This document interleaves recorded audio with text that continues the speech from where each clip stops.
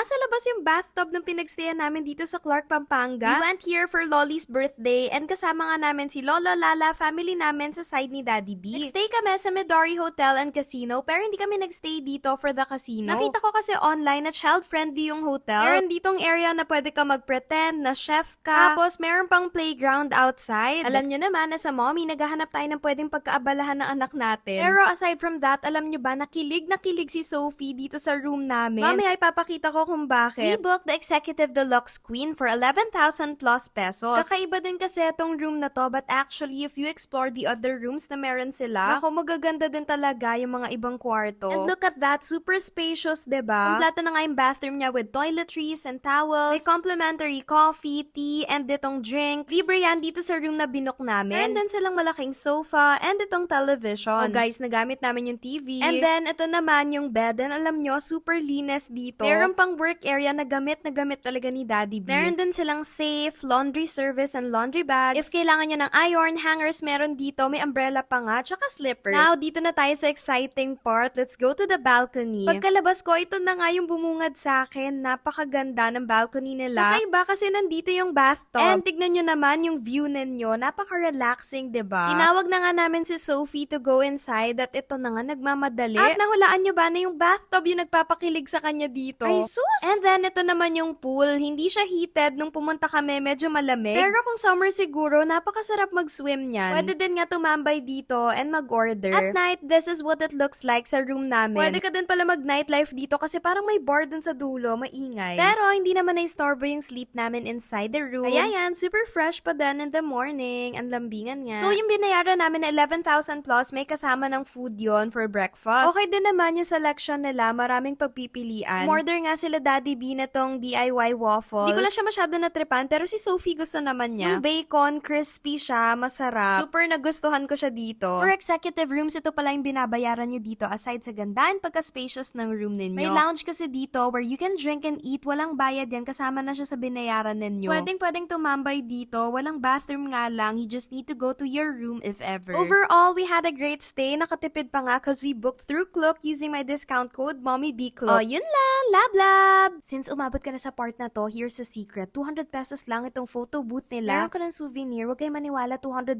yung nakalagay dito. ML lang yun. Akala din namin, kaya nung una hindi kami nag-try. Oh, tignan nyo naman yung kinalabasan. Super cute!